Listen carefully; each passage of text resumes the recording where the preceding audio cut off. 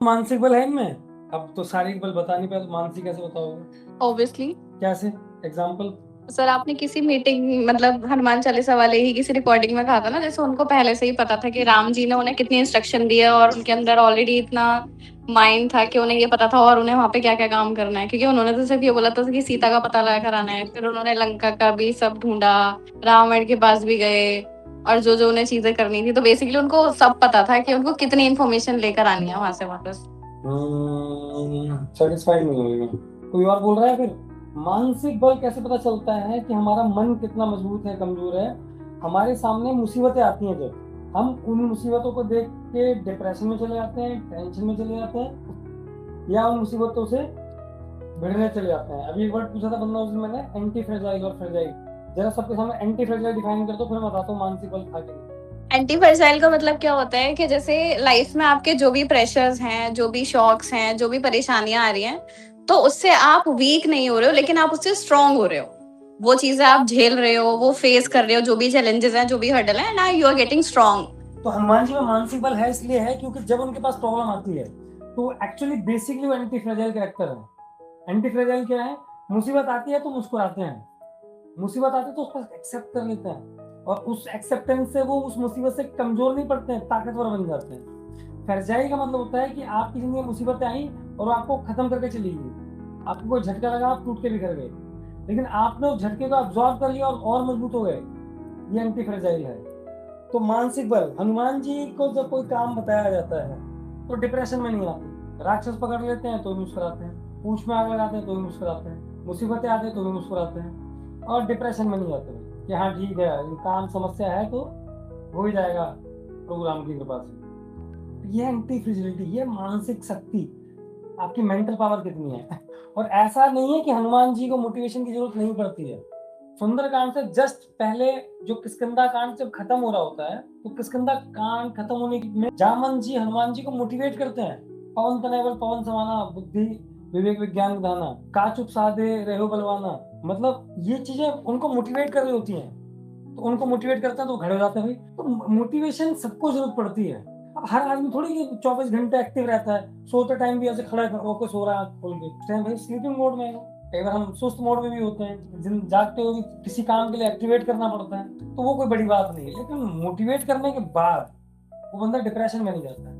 Less motivation ना और depression में जमीन आसमान का फर्क है। तो मानसिक बल है, कभी भी मानसिक तौर पे अपनी कमजोरी नहीं दिखाते। और इसको अगर प्रैक्टिकली समझना चाहो तो मानसिक बल उसमें होगा जिसमें धैर्य बहुत ज्यादा होगा, तसल्ली होगी, हो जाएगा यार, टेंशन नहीं है। और जितना कम मानसिक बल होगा, वो काम करने से पहले हल्ला मचाना, यार होगा कि नहीं होगा, यार कैसे होगा, यार ये तो टेंशन में है भाई, कैसे कहीं रिजल्ट नहीं आएगा, पास कैसे होंगे, ये चीज कैसे होगी, ये काम नहीं होगा। धैर्य नहीं है। जब आपको पता है कि आप ये मैच हारने वाले हो, फिर भी धैर्य रख के आखिरी बॉल तक पूरी ताकत से लड़ने की क्षमता रखते हो, तो इसका मतलब आपके अंदर पेशेंस है, धैर्य है। और ये धैर्य आपको मानसिक बल देता है। तो धैर्य हनुमान जी में बहुत है, तसल्ली करने की ताकत है। हर काम में कूदते नहीं है, जब बोला जाता है तो पूरा बढ़िया तरीके से करते हैं। तो धैर्य है, तो उसका मतलब मानसिक बल है। तो तनाव और भय और टेंशन, इनका अगर सही तरीके से सामना कर सकते हो तो मानसिक बल मिलेगा। तो मानसिक बल कैसे बढ़ेगा? जब आपके अंदर विचारों को पचाने की क्षमता जितनी अच्छी आ जाएगी, आपका मानसिक बल बढ़ जाएगा। किसने कह दिया तू तो कुत्ता है? एक विचार ही तो है कुत्ता, कहने से हो थोड़ी ना कि कुत्ता, एक थॉट है, एक विचार, एक बात है। तूने मुझे कुत्ता कह दिया, अब बस मानसिक बल नहीं है। समझ में नहीं? अब देखो यहाँ तो किसी ने गिराया, आपको कोई उठाएगा तो भी अगर आप संभल गए, आपकी किसी ने तारीफ करी, अरे यार आप तो यार शेर है, आप तो महान है, वो तो गए, मानसिक बल नहीं। जब लंका गए थे हनुमान जी, तो विभीषण ने तारीफ करी।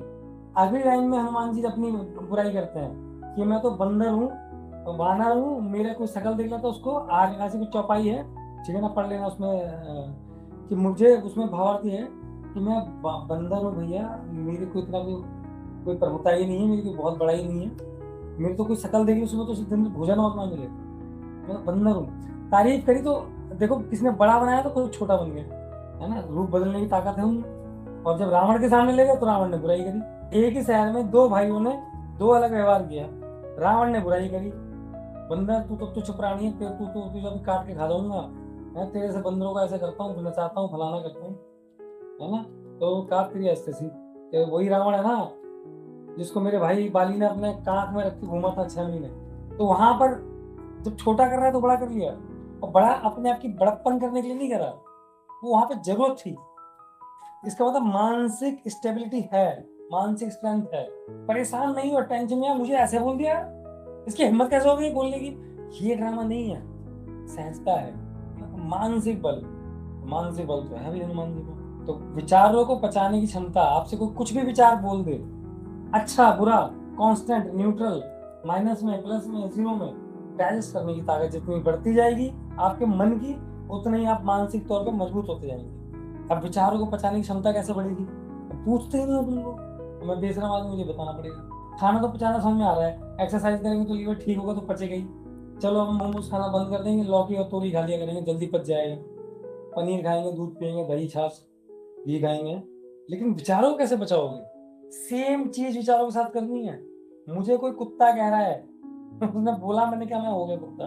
मैं ओवर रिएक्शन करना भी कुत्ता ही हो जाना है। उस थॉट को, कुत्ते को महसूस करो, कुत्ते की फोटो बनाओ, अपने पसंद का कुत्ता देखो, ब्लैक है कि व्हाइट है, कौन सी ब्रीड है। उस विचार को तुम ज्यादा गहराई से देखोगे जब, तो तुम्हें महसूस होगा कि मैं अलग है, थॉट अलग है। अरे कोई माँ की गाली दे दे भाई, ऑब्जर्व करो, शांत हो जाओ, आपको दिखेगा कि सबसे पहले तो आपको ये दिखना शुरू करेगा कि मैं अलग हूँ, ये गाली अलग है। फिर तुम ये देखोगे कि ये गाली और वो गाली देने वाला है वो कितना फ्रस्ट्रेटेड है बेचारा, उसको तुम्हें तरस आ जाएगा, तुम्हें उस पर तरस आ जाएगा कि अरे यार ये तो बेचारा खुद परेशान है, गाली, कोई गाली देके उसने अपने आप को परेशान कर लिया, और आपके चेहरे पे स्माइल आ जाएगी। भगवान कृष्ण के चेहरे पे हमेशा स्माइल क्यों रहती थी?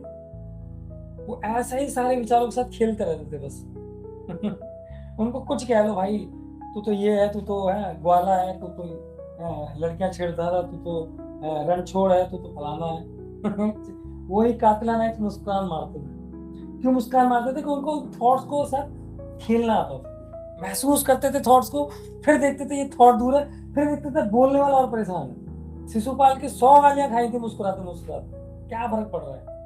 आप देखोगे सुख और दुख दोनों से दूर हो जाओगे।